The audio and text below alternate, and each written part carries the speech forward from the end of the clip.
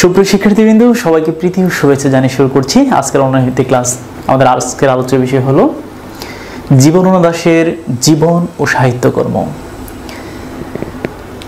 আপনারা যারা বিভিন্ন প্রতিযোগিতামূলক পরীক্ষায় অংশগ্রহণ করতে যাচ্ছেন তাদের জন্য এই ক্লাসটি খুবই উপকারে আসবে, এবং বিশেষ করে এইচএসসিতে যারা পড়াশোনা করছেন পরীক্ষার্থী সে কিংবা একাদশে যারা আছেন তাদের জন্য তো অবশ্যই এটা পাঠ্য।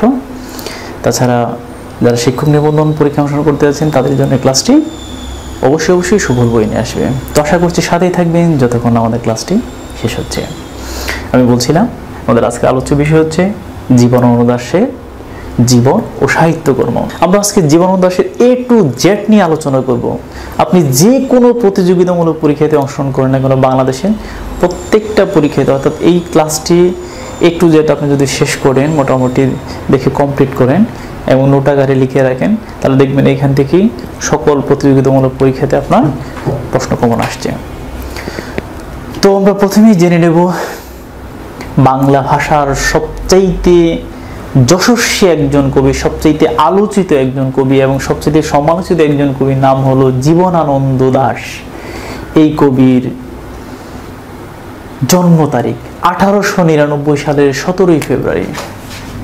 একটু নোট করে নেব, 1899 সালের কত ফেব্রুয়ারি? 17 ফেব্রুয়ারি। স্থানটা এই ফাঁকে আমরা জেনে নেব কোথায় জন্মগ্রহণ করেছেন। বরিশাল।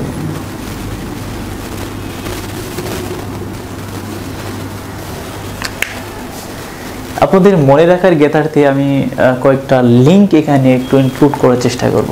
ঠিক এই সালে জন্মগ্রহণ করেছেন আরো ফেমাস কয়েকজন রাইটার, ফেমাস কয়েকজন গুণী ব্যক্তি। তার মধ্যে একজন হচ্ছে কাজী নজরুল ইসলাম, কে মনে পড়ছে? হ্যাঁ। আরেকজন হচ্ছে আর্নেস্ট হেমিংওয়ে। আপনারা জানেন যে মানে বিশ্ব সাহিত্যের সবচেয়ে আলোচিত একজন রাইটার নাম হচ্ছে আর্নেস্ট হেমিংওয়ে। আরেকজন খ্যাতিমান রাইটার বিশেষ করে বিশ্ব সাহিত্যের হোর্হে লুইস বোর্হেস, এবং বাংলাদেশের আপনারা এক নামেই চিনেন যে ফজিলাতুন নেসাকে আপনারা চিনেন, এবং আরেকজন রাইটার, ফেমাস রাইটার, তার নাম হলো বলাই চাঁদ মুখোপাধ্যায়। আমি এই যে 5 জনের নাম বললাম, এই 5 জন ব্যক্তি কিন্তু এই একই সনে জন্মগ্রহণ করছে। কত সনে? 1899 সনে। যে কোনো একজনকে মনে রাখলে এই সনটা আপনার আয়ত্তে চলে আসবে। সেই সাথে তারিখটা মনে রাখবেন, 17 ফেব্রুয়ারি। কোথায় জন্মগ্রহণ করছে? বরিশাল। জাতীয়তার দিক দিয়ে, আমি আবার বলছি, জাতীয়তার দিক দিয়ে উনি কিন্তু ব্রিটিশ ভারতীয় নাগরিক, যদিও পরবর্তীতে উনি বাংলাদেশি হিসেবে অনেকটি স্বীকৃতি পেয়েছে।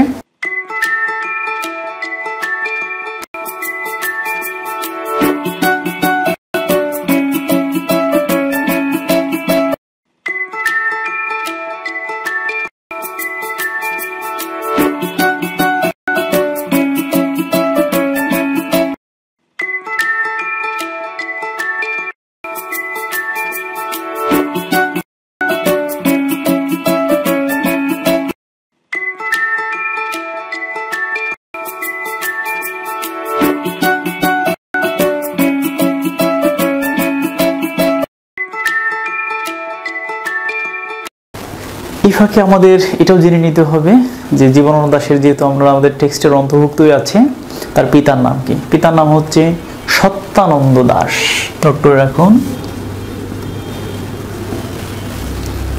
সত্যানন্দ দাশ। এবং পিতামহের নাম হচ্ছে সর্বানন্দ দাশ। দুইটি আমি একসাথে দিয়ে দিচ্ছি, সর্বানন্দ পিতামহ, সর্বানন্দ দাশ। সত্যানন্দ দাশ, সর্বানন্দ দাশ। তার পিতামহের নামের সাথে কিন্তু দাশের সাথে গুপ্ত ছিল, আমরা গুপ্তটা ইনক্লুড করে দিলাম। সত্যানন্দ দাশ পেশাতে ছিলেন প্রধান শিক্ষক ব্রজমোহন স্কুলের। কোন স্কুলের? ব্রজমোহন স্কুল, একটা স্কুল ছিল ব্রজমোহন, বরিশালে। সেই ব্রজমোহন স্কুলের কি ছিলেন? প্রধান শিক্ষক ছিলেন।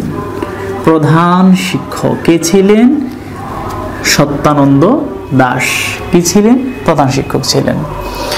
তো আপনাদের জ্ঞাতার্থে একটু আমি জানিয়ে দিচ্ছি, সর্বানন্দ দাশগুপ্ত এই ভদ্রলোক উনি কিন্তু ব্রাহ্ম ধর্মের অধিকারী ছিলেন বা ব্রাহ্ম ধর্মাবলম্বী ছিলেন।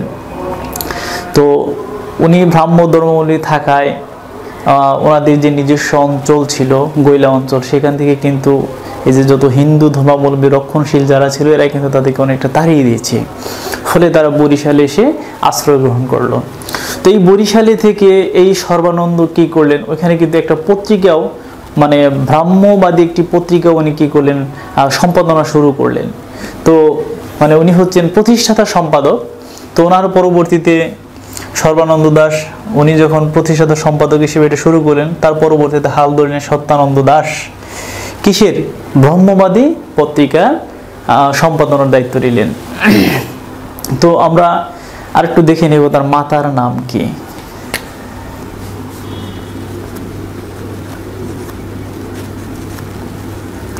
কুসুম কুমারী, কুসুম কুমারী দাস। আপনারা জানেন বাংলা ভাষায় যে কজন বিশেষ করে নারী লেখক রয়েছে তার মধ্যে অন্যতম প্রধান একজন নারী লেখক, বিশেষ করে নারী কবি, যদিও কবিদের আমরা লিঙ্গান্তর করতে চাই না। তো কুসুম কুমারী কিন্তু তাদেরই একজন অন্যতম প্রধান একজন, ওই সময়ের অন্যতম প্রধান একজন কবি। এটা কিন্তু চারটিখানি বিষয় না, ওই সময় যখন নারীরা কিন্তু মানে ঘরের বাইরে আসতে পারে না, ওই সময়ে কুসুম কুমারী দাস কি করেছেন, লেখালেখি করেছেন। তো এই কুসুম কুমারীর পিতার নাম হচ্ছে চন্দ্রনাথ দাস। কি বলছি, চন্দ্রনাথ দাস। এই চন্দ্রনাথ দাস এবং তার মায়ের নাম হচ্ছে ধনমণি, এটা একটু নোট করে নেই, ধনমণি। এরাও কিন্তু একই রকম ঘটনা ঘটেছে। এরাও ছিল গৈলা গ্রামে।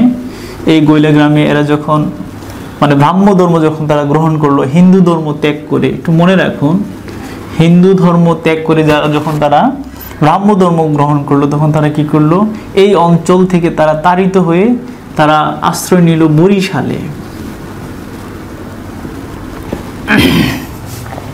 অর্থাৎ চন্দ্রনাথ বাবু ধর্মে তাদের পুরোটা পরিবারে কি করলো, বরিশালে তখন আশ্রয় করলো। এই কুসুম কুমারী দাস যখন প্রবেশিকা পরীক্ষা দিচ্ছিলেন, প্রবেশিকা, তখন তার বিয়ে হয়ে গেল কার সাথে, সত্যানন্দ দাসের সাথে। খেয়াল করুন, কুসুম কুমারী দাস যখন প্রবেশিকা পরীক্ষা দিচ্ছিলেন, আমরা যেটাকে বলি এখন বলতেছি এসএসসি সেকেন্ডারি স্কুল সার্টিফিকেট, এটার আগের নাম ছিল প্রবেশিকা, তারপর এটার নাম হয়ে গেল ম্যাট্রিকুলেশন। তো এই প্রবেশিকা পরীক্ষার সময় তার বিয়ে হয়ে গেল। আপনারা জানেন যে কুসুম কুমারী দাসের সবচেয়ে ফেমাস একটি কবিতা আছে আমাদের। আমরা বলতেছিলাম কুসুম কুমারী দাসের কথা। আপনারা জানেন যে ওই সময়ে যখন নারীরা বের হতে পারতো না ঘর থেকে, ওই সময় উনি লেখালেখি করেছেন। ওই সময় উনি একটি কাব্য গ্রন্থ বের করেছেন। সেই কাব্য গ্রন্থের নাম হলো কবিতা মুকুল। শুধু কাব্যগ্রন্থ বের করে উনি কিন্তু থামেননি, ওনার আরেকটি বই রয়েছে, পৌরাণিক আখ্যায়িকা নামে আরেকটি গ্রন্থ রয়েছে। এছাড়া বিচ্ছিন্নভাবে উনি অনেক প্রবন্ধ লিখেছেন। আজকে আমরা যে ফেমাস কবিতাটি পাই যে আমাদের দেশে হবে সেই ছেলে কবি, কথাই না বড় হয়ে কাজ বড় হবে, যদি এটা পুরুষতান্ত্রিক ভাবধারার একটা কবিতা, বলতে পারতেন আমাদের দেশে হবে সেই মেয়ে কবি, কথাই না বড় হয়ে, বলতে পারতো, যেহেতু নারীর দিকে পক্ষ টানতে হতো, তা না করেনি। আসলে জন্মগতভাবে আমরা পুরুষরা যেরকম পুরুষতান্ত্রিক, নারীদেরও মেন্টালিটিটা এরকম হয়ে যায়। এরাও কোনো না কোনোভাবে পুরুষতান্ত্রিক প্রবণতার দিকে ঝুঁকে পড়ে, সমাজ তাদের ঝুঁকতে বাধ্য করে। যাই হোক, আমরা এটা কবিতার সমালোচনা করব না, যেহেতু ফেমাস একটি কবিতা, এই কবিতাটি লিখেছেন কুসুম কুমারী দাস। সুতরাং জন্মগতভাবেই জীবনানন্দ দাস কবিতার কাব্যের একটা প্রভাব তার ভেতরে, তার উপরে কিন্তু পড়েছে। আর একটা জিনিস মাথায় রাখুন, সত্যানন্দ দাস কিন্তু তার ছেলে অর্থাৎ জীবনানন্দ দাসের এই যে ছোটবেলাতে স্কুলে দেওয়ার কিন্তু পক্ষপাতী ছিলেন না। ফলে তার যখন 8 বছর বয়স হলো, কত বছর বয়স বলছি, 8 বছর বয়স, এই 8 বছর বয়সে ব্রজমোহন স্কুলের 5ম শ্রেণীতে ভর্তি করে দিলেন। বিষয়টা খুব মানে আশ্চর্য লাগে, কোন শ্রেণীতে, 5ম শ্রেণীতে। কত বছর বয়সে, 8 বছর বয়সে। একেবারে মানে ক্লাস 1 ক্লাস 2 ক্লাস 3 ক্লাস 4 সবগুলি বাদ, একেবারেই সে কোথায় ভর্তি হয়ে গেল? পঞ্চম শ্রেণীতে ভর্তি হয়ে গেল। তাহলে এখন কথা হচ্ছে, সে কি পঞ্চম শ্রেণীর উপযুক্ত ছিল? হ্যাঁ, তাকে এইভাবেই প্রিপেয়ার করে পঞ্চম শ্রেণীতে ভর্তি করা হয়েছে। তার প্রাথমিক শিক্ষা তার মায়ের হাতেই। ওই যে বলছিলাম, মায়ের সান্নিধ্যে থাকতে থাকতে কবিতার প্রতি, পদ্যের প্রতি তার একটা কি মানে আকাঙ্ক্ষা, তৃষ্ণা, ভালোবাসা তার জন্মগ্রহণ করেছে সহজাতভাবে। ঠিক আমরা একটু খেয়াল করে দেখি, রবীন্দ্রনাথ ঠাকুর পারিবারিক পরিমণ্ডলের মাধ্যমে, রবীন্দ্রনাথ ঠাকুর যেরকম কবিতার প্রতি, সাহিত্যের প্রতি যেরকম তার প্রেম জেগেছিল, এরকম প্রেম জেগেছিল কার? জীবনানন্দ দাশের। তো আমরা দেখব যে এই জীবনানন্দ দাশ বাংলা সাহিত্যের, বাংলা ভাষার একজন ফেমাস কবি। আমি বলছি এই কারণে ফেমাস কবি বলছি যে এখন অবধি বাংলা ভাষায় মানে মানে যার প্রভাব থেকে তরুণ প্রজন্ম বের হয়ে আসতে পারে না, সেই কবি হলো কে? জীবনানন্দ দাশ। অথচ জীবিত থাকতে কিন্তু এই ভদ্রলোক এতটা ফেমাস ছিলেন না যতটা ফেমাস উনি বর্তমানে আছেন, অর্থাৎ যতটা জনপ্রিয়। তার কাব্য ধারা থেকে, তার কাব্যের প্রকরণ থেকে, তার কাব্যের প্যাটার্ন থেকে, ভাবধারা, উপমা, শ্লেষ, উৎপ্রেক্ষায় কোনো কিছু থেকে আমাদের তরুণ প্রজন্ম কিন্তু প্রায় এখন থেকে প্রায় এখনো অবধি বের হতে পারে না। অর্থাৎ উনি এখনো প্রভাবিত করে যাচ্ছেন তরুণ প্রজন্মকে। This is Jibanananda Das. ওই সময়ের 5 জন কবি ছিল, 5 জন কবি। এই 5 জন কবিকে বলা হতো পঞ্চ পাণ্ডব। আমি আবার বলছি, 5 জন কবি কি বলা হতো? পঞ্চ পাণ্ডব। পঞ্চ পাণ্ডব। এই 5 জন কবি ছিল 30-এর দশকের সবচেয়ে সেরা। কোন দশক বলছি? 30-এর দশক। 30।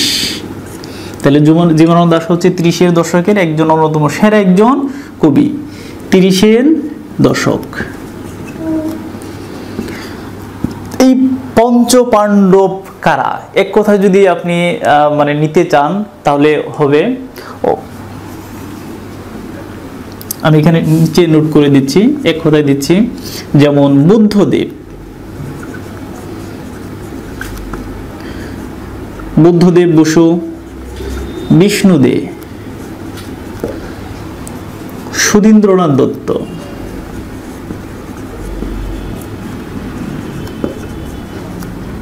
সুধীন্দ্রনাথ দত্ত, অমিয় চক্রবর্তী,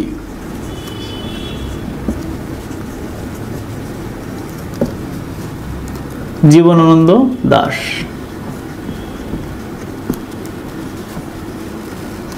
এই 5 জন কবিকে বলা হয়ে থাকে পঞ্চ পাণ্ডব। আমি আবার বলছি নামগুলো: বুদ্ধদেব বসু, বিষ্ণুদে, সুধীন্দ্রনাথ দত্ত, অমিয় চক্রবর্তী, জীবনানন্দ দাশ।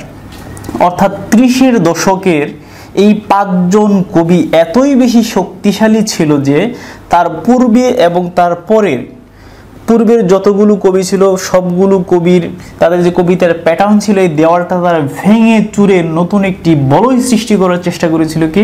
এই 5 জন কবি।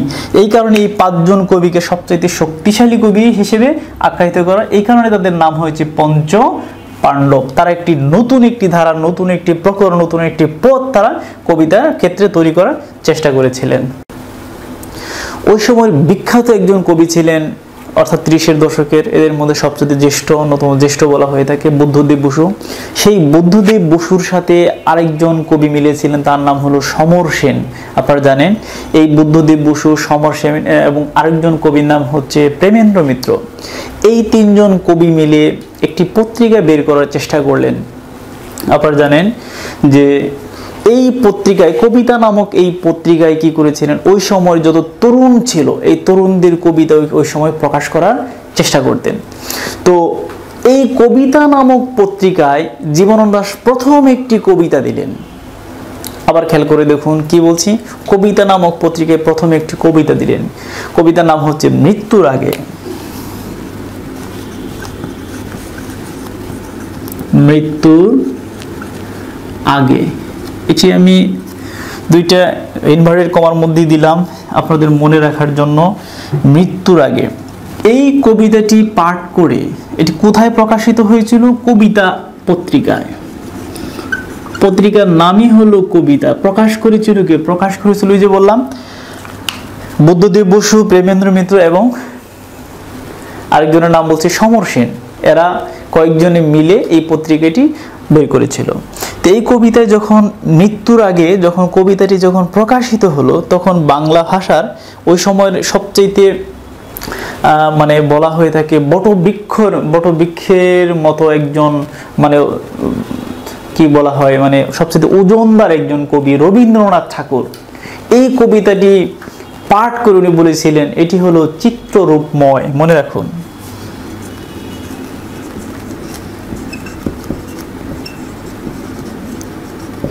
প্রশ্ন আসতে পারে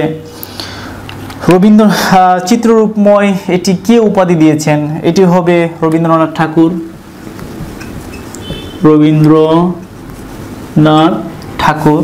আবার এটাও প্রশ্ন আসতে পারে যে কোন পত্রিকায় এই কবিতাটি প্রকাশিত হয়েছিল? কবিতা নামক পত্রিকায়। কোন কবিতার জন্য? মৃত্যুর আগে নামক কবিতার জন্য রবীন্দ্রনাথ ঠাকুর কি বলেছিলেন? তার কবিতাকে বলেছিলেন চিত্ররূপময়। আপনারা জানেন যে বুদ্ধদেব বসু তৎকালীন খুব ট্যালেন্টেড একজন কি ছিলেন, কবি ছিলেন।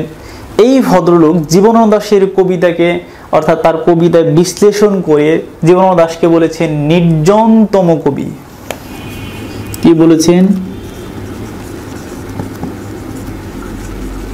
নির্জনতম কবি বা নির্জনতার কবি। কে বলেছেন? বুদ্ধদেব বসু। খুবই গুরুত্বপূর্ণ। বুদ্ধদেব বসু তাকে কি উপাধ্যায়ে ভূষিত করেছেন? নির্জনতম কবি বা নির্জনতার কবি, বুদ্ধদেব বসু। তো আপনারা জানেন যে শুধু বুদ্ধদেব বসু না, তার কিন্তু অনেকগুলো উপাধি রয়েছে, অনেকগুলো উপাধি। তিমির হরণের কবি, শুদ্ধতম কবি। খেয়াল করে দেখুন, আমরা একই সাথে আমরা জানলাম তার কবিতার বৈশিষ্ট্য হচ্ছে রবীন্দ্রনাথ ঠাকুরের মাধ্যমে চিত্ররূপময়, এবং বুদ্ধদেব বসু তাকে উপাধি দিয়েছে। কি উপাধি দিয়েছে? নির্জনতম কবি বা নির্জনতার কবি। আবার তার আরো উপাধি হচ্ছে যে সমালোচকরা রয়েছেন তার কবিতাগুলো বিশ্লেষণ করে করে তাকে উপাধি দিয়েছেন তিমির হরণের কবি। এবং তার আরো উপাধি হচ্ছে শুদ্ধতম কবি, অর্থাৎ যারা শুদ্ধতার বিচার বিশ্লেষণ করে, যাদের কবিতাগুলো শুদ্ধতার পর্যায়ে পড়ে, মানে শুদ্ধদের মধ্যে সেরা শুদ্ধ হচ্ছে জীবনানন্দ দাশ, সেই কারণে তাকে বলা হচ্ছে শুদ্ধতম কবি। আপনারা জানেন যে জীবনানন্দ দাশের কবিতা, অর্থাৎ তার কবিতাগুলো বিশেষ করে মুক্তিযুদ্ধের সময় নজরুলের কবিতাগুলো যেরকম বিশাল ভূমিকা রেখেছে,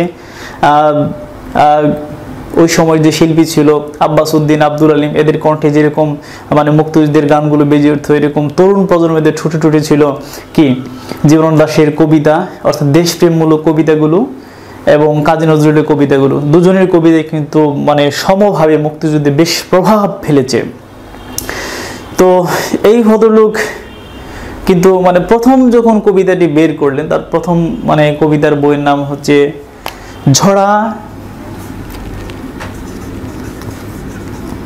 ঝরা পালক। প্রথম কাব্য। তার ঝরা পালক প্রথম কাব্যটি যখন প্রথম প্রকাশ করেন, উনি কিন্তু ওনার যে ক্রিয়েটিভিটি, আমরা জীবনানন্দ দাশকে যে হিসেবে জানি, যা হিসেবে জানি, ব্যক্তি জীবনানন্দকে যা হিসেবে জানি, আজকের জীবনানন্দ দাশ মানে যে অবস্থানে আছে, তার কিন্তু এই ক্রিয়েটিভিটি কিন্তু প্রথম ঝরা পালক কাব্যতে আমরা দেখি না। অর্থাৎ এই জীবনানন্দ সেই জীবনানন্দ নয়, তার ক্রিয়েটিভিটি প্রথম কাব্যের মধ্যে আমরা পাইনি। এর অনেক দিন পর মানে উনি কিন্তু ওনার কাব্য লেখা অফ ছিল, তো উনি মনে করেছিলেন ওনার কবিতার বই কিন্তু মারমার কাট হবে, কিন্তু আসলে দেখা গেল উল্টো। তো আমরা দেখে নিলাম যে তার প্রথম কাব্য ঝরা পালক যখন প্রকাশিত হলো, আজকে আমরা জীবনানন্দ যে হিসেবে পাই, এই হিসেবে কিন্তু ঝরা পালকে তার ক্রিয়েটিভিটি বা কবিতার সত্তা আমরা পেলাম না। জীবনানন্দ দাশের ডাক নাম ছিল মিলু, এটা একটু নোট করে রাখুন, আপনাদের কাজে লাগবে। মিলু বা তার অন্য নাম ছিল মিলু। তার ছদ্মনাম একটি রয়েছে, ছদ্মনাম হলো শ্রী। এই শ্রী নামে উনি কিন্তু কবিতা লিখেছেন, শ্রী। অন্য নাম মিলু এবং আরেকটি নাম ছদ্মনাম হিসেবে আপনারা দেখুন, এটি হচ্ছে কি শ্রী। আপনারা জানেন যে তার প্রথম কবিতার নাম হলো বর্ষ আবাহন। বর্ষা আবাহন, বর্ষা আবাহন কি কবিতা? প্রথম কবিতা, প্রথম কবিতা। এই কবিতাটি যখন উনি প্রথম প্রকাশ করেন, উনি কিন্তু জীবনানন্দ দাশ নামে উনি কিন্তু প্রকাশ করেন না। এই কবিতাটি প্রকাশিত হয়েছিল শ্রী নামে, উনি ওনার নামটি গোপন রেখেছিলেন। আরেকটা বিষয়, প্রথম দিকে এই কবিতা যখন প্রকাশ হলো, এরপরে যখন কবিতাগুলো ক্রমপর্যায়ে প্রকাশ হতে থাকলো, উনি কিন্তু ওনার নাম কিন্তু এই নামে কিন্তু প্রকাশ করেন, অর্থাৎ জীবনানন্দ দাশ নামে কিন্তু প্রকাশ করে নাই। উনি 1927 সালে, হ্যাঁ 1927 সালের আগ পর্যন্ত উনি সবগুলো কবিতায়, মানে যতগুলো কবিতা প্রকাশিত হয়েছে সবগুলো কবিতায় লিখতেন জীবনানন্দ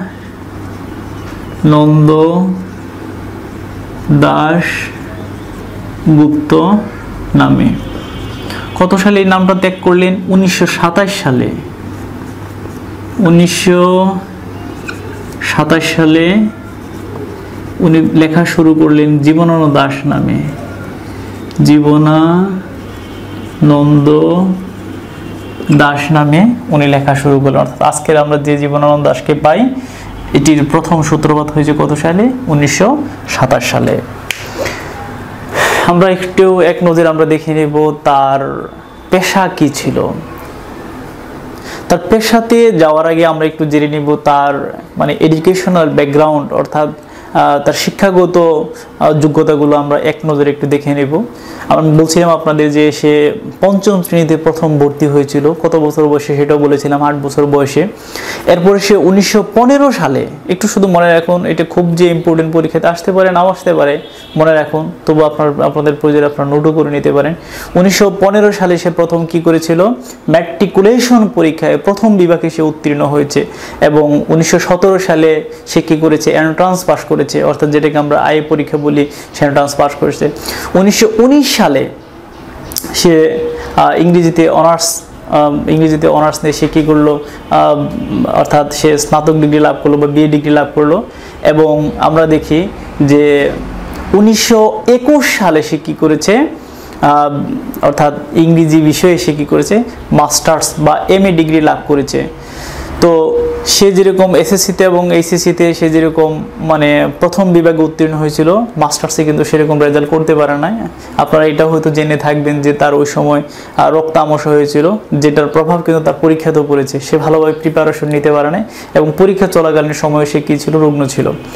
তো সেটার একটা প্রভাব তার কিন্তু পরীক্ষাতে পড়েছে। সে দ্বিতীয় বিভাগে উত্তীর্ণ হয়েছিল, অর্থাৎ দ্বিতীয় বিভাগ নিয়ে উত্তীর্ণ হয়েছিল।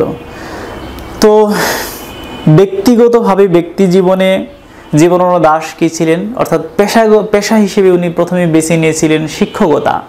আপনারা জানেন যে এই ব্যক্তি জীবনানন্দ দাশ কিন্তু মানে তার পেশাগত জীবনে অনেক কলেজ উনি কী করেছেন? অধ্যাপনা করেছেন। প্রথমে উনি করেছেন অর্থাৎ 1922 থেকে 1928 সাল পর্যন্ত আমরা দেখি মানে সিটি কলেজটা হচ্ছে কলকাতায়, আপনারা এটা নোট করে নিতে পারেন।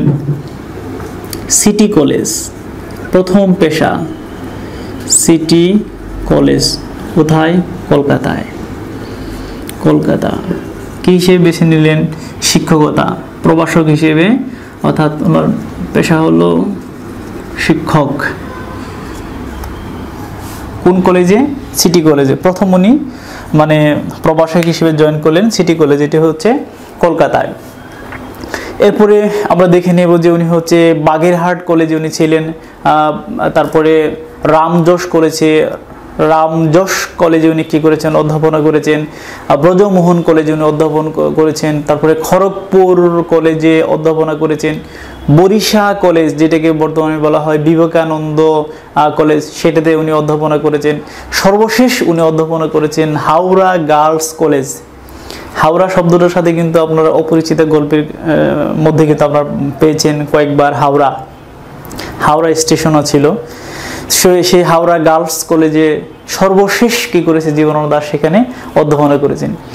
এই কলেজে মানে স্টে হওয়ার আগে, এই কলেজে স্থিত হওয়ার আগে জীবনানন্দ দাশের জীবনে এত চড়াই উতরাই, এত অর্থনৈতিক টানাপোড়েন ছিল যে জীবনের বাঁকে বাঁকে সে আর সোজা হয়ে উঠতে পারেনি। অর্থনৈতিক মানে চাপটা তাকে আর সোজা হয়ে উঠতে দেয়নি।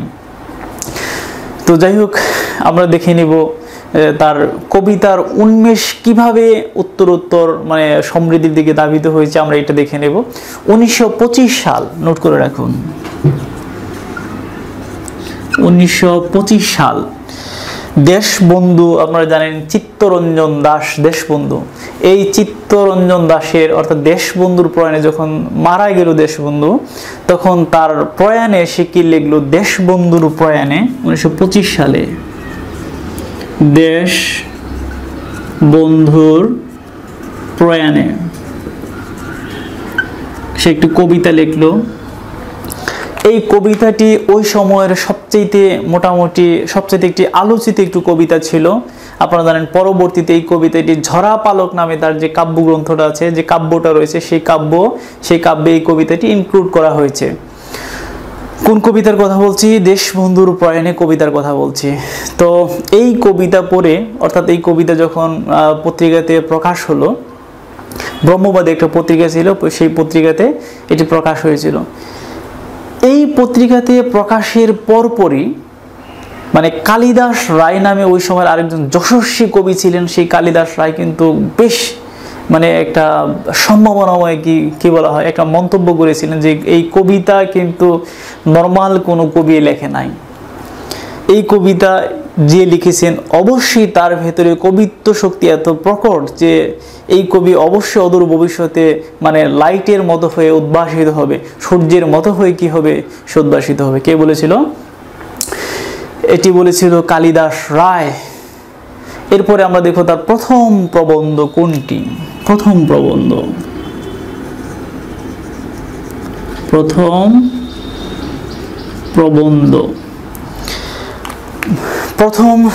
প্রবন্ধটি হচ্ছে স্বর্গীয় কালীমোহন দাশের শ্রাদ্ধ বাসরে। স্বর্গীয়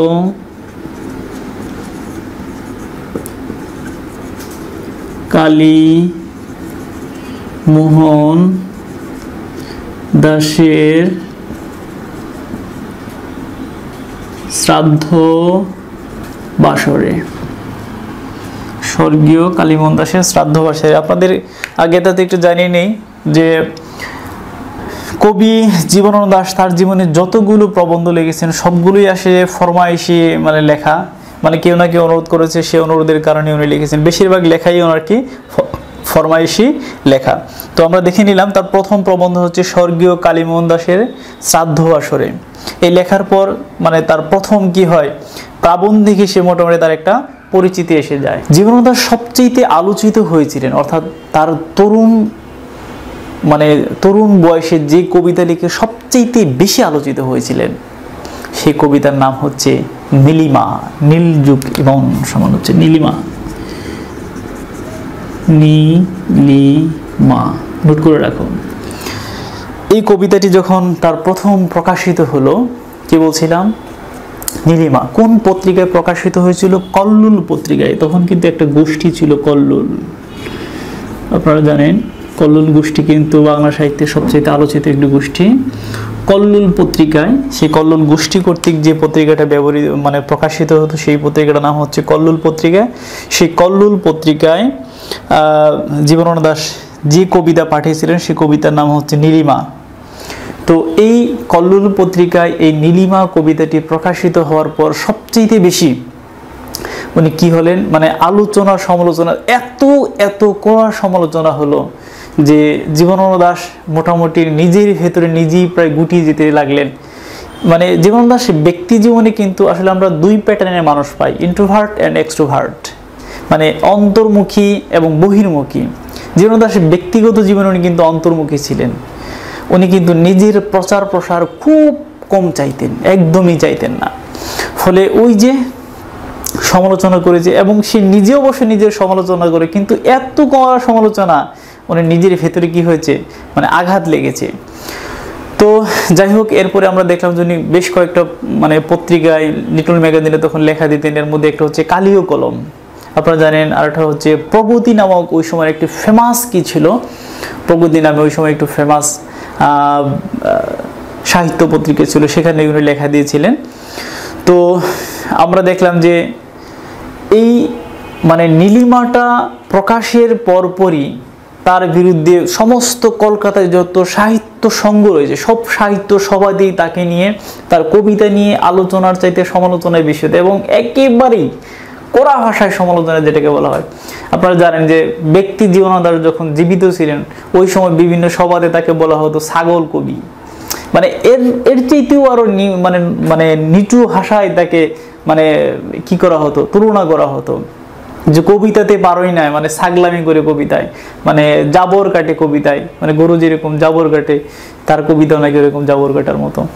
বিভিন্ন সাহিত্য সভাগুলোতে এরকম তার করা সমালোচনা হওয়া শুরু হলো। তো আমরা দেখলাম তার প্রথম কবিতা যখন ঝরাপালক, যখন আপনারা জানেন যে ঝরাপালক যখন প্রকাশিত হয়, এই ঝরাপালক কাব্যগ্রন্থ প্রকাশের মানে অল্প কিছুদিনের মধ্যেই সে কিন্তু সেই সিটি কলেজের চাকরিটি হারান। আপনাদের বলছিলাম যে সিটি কলেজে, কলকাতার সিটি কলেজে প্রথম উনি কি শিক্ষক হিসেবে ঢুকলেন, সেই সিটি কলেজে উনি চাকরিটি হারান। ওই যে মানে সরস্বতী পূজাকে কেন্দ্র করে মানে কিছু ছাত্রদের মধ্যে গন্ডগোল হয় এবং সেটা সূত্র ধরে মানে অর্থনৈতিক টানাপোড়েনের মধ্যে পড়ে কলেজ কর্তৃপক্ষ, এবং যে কারণে সবচেয়ে জুনিয়র যে শিক্ষকগুলো ছিল এই শিক্ষকগুলোকে অর্থনৈতিক কারণে ছাঁটাই করা হয়, এবং এই শিক্ষকদের একজন ছিলেন জীবনানন্দ দাশ। ফলে তাকে কি করতে হলো, চাকরি হারাতে হলো। তো এরপরে দেখলাম যে ওই যে নীলিমা কবিতার কথা বলছিলাম আমি, এই নীলিমা কবিতাটি পড়ে ওই সময়ের একজন বিখ্যাত একজন সমালোচক, বিখ্যাত একজন কবি, নাম হলো সজনীকান্ত দাস। এই কবি কি করলেন, শনিবারের চিঠি, নোট করুন, শনিবারের চিঠি নামক একটি সাহিত্য পত্রিকায়, শনিবারের চিঠি নামক একটি সাহিত্য পত্রিকায় উনি এত বেশি নগ্ন সমালোচনা করলেন, মানে আমি এইভাবেই কথাটা বললাম, এত বেশি কড়া সমালোচনা করলেন কার, জীবনানন্দ দাশের। যে জীবনানন্দ দাশ এই সমালোচনা শুনে ভেতরে ভেতরে গুটিয়ে যেতে লাগলেন। আবার এটাও তার জন্য পজিটিভ যে তাকে নিয়ে যেহেতু সমালোচনা হচ্ছে অতএব সে কিছু করার চেষ্টা করছে, এটা তো পজিটিভ। সমগ্র কলকাতাতে জীবনানন্দ দাশকে নিয়ে তুলপার হচ্ছে যে সে এমন একটা জায়গাতে সে একটা ধাক্কা মারার চেষ্টা করছে, যেমন তার কবিতার প্যাটার্নে দাঁড়ি কমা সেমিকোলন, সে সেমিকোলন কিংবা জ্যোতিচিহ্নের ব্যবহার যেভাবে করেছেন তার আগের কবি পরের কবি কেউ এরকম করেন নাই। উনি নতুন একটি পথ তৈরি করার চেষ্টা করেছেন। This is Jibanananda Das.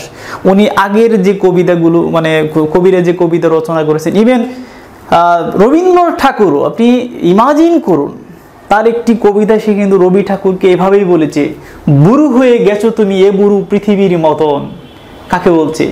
রবীন্দ্রনাথ ঠাকুরকে বলছে যে তুমি এক্সপার্ট হয়ে গেছো, তোমার বয়স হয়েছে, তুমি এখন ছাড়ো, তুমি কি বুড়ো হয়ে গেছো, এই বুড়োকার মতো পৃথিবীর মতো, পৃথিবী যেরকম বয়স হয়ে গেছে তুমি এরকম বয়স হয়ে গেছো। তো কাকে বলেছে? রবীন্দ্রনাথ ঠাকুরকে বলেছে। This is Jibanananda Das. সে প্রথা ভেঙেছে, সে আগের নিয়মগুলো ভেঙেছে, ভেঙে নতুন কবিতার প্যাটার্ন তৈরি করার চেষ্টা করেছে। সে কারো নির্দেশিত পথে হাঁটেনি, সে নতুন পথে হেঁটেছে, নতুন নিজেরই সৃষ্ট পথে। তার যে কবিতার ভাষা, তার যে কাব্য ভাষা, তার কবিতার যে প্রকরণ, উপমার যে ব্যবহার, মানে চিত্রের যে ব্যবহার কবিতার মধ্যে, এগুলো কিন্তু সে একেবারেই তার নিজস্ব। সুতরাং যে কারণে তাকে নিয়ে সবচেয়ে বেশি আলোচনা হয়েছে এবং সবচেয়ে বেশি সমালোচনা হয়েছে। তো কলকাতার সাহিত্য চক্র নামে একটি সভা বা সংগঠন ছিল, সেই সংগঠনেই সবচেয়ে বেশি কি হয়েছে, তাকে নিয়ে সবচেয়ে বেশি আলোচনা সমালোচনা উভয় হয়েছে। যখন তার চাকরিটি চলে গেল, অর্থাৎ সিটি কলেজ থেকে যখন সে তার চাকরি হারালো, দীর্ঘদিন আর সে কি করতে পারলো না, কোনো চাকরি আর সে জোগাড় করতে পারলো না। ফলে এর মধ্যে সে অর্থনীতি খুব টানাপোড়েনে পড়লো, এর মধ্যে সে টিউশনির ব্যবস্থা করলো, কোথাও সে গৃহ শিক্ষক থাকার ব্যবস্থা করলো বা গৃহ শিক্ষক হিসেবে সে জীবিকা নির্বাহ করার চেষ্টা করলো। এরপরে বিভিন্ন পত্রপত্রিকায় লিখে কিছুটা আর্ন করার চেষ্টা করলো বা উপার্জন করার চেষ্টা করলো। তো এরপরে আমরা দেখলাম সে আরেকটি কলেজে, রামযশ কলেজে সে কি করলো, যোগদান করলো, এবং এই কলেজেও সে কিন্তু বেশি দিন টিকতে পারে নাই, অর্থাৎ 4 মাস সে কি করেছিল, এই কলেজে কি করেছিল, অধ্যাপনা করেছিল। সুপ্রিয় শিক্ষার্থীবৃন্দ, জানেন না ক্লাসটি কেমন লাগলো? যদি ক্লাসটি কিছুটাও আপনাদের উপকারে আসে, আপনারা আপনাদের সহপাঠীদের সাথে শেয়ার করবেন, নিকটস্থ বন্ধু বান্ধবীদের সাথে শেয়ার করবেন। আপনাদের লাইক কমেন্ট শেয়ার পেলে আরও ভালো ভালো ক্লাস নিতে আমাদের উৎসাহ জাগে। তো যাই হোক, সকলে ভালো থাকবেন, সুস্থ থাকবেন, সুন্দর থাকবেন। এরা অবশ্যই ক্লাস শেষে যদি আপনাদের ভালো লাগে সাবস্ক্রাইব করার জন্য অনুরোধ করলাম, এবং অবশ্যই বেল বাটনে ক্লিক করবেন। তাতে করে কী হবে, নতুন নতুন ক্লাস আপলোড করা মাত্র নোটিফিকেশনটা আপনার কাছে চলে আসবে। তো ভালো থাকুন, সুস্থ থাকুন, সুন্দর থাকুন, সবার প্রতি রইল শুভকামনা। ধন্যবাদ সবাইকে।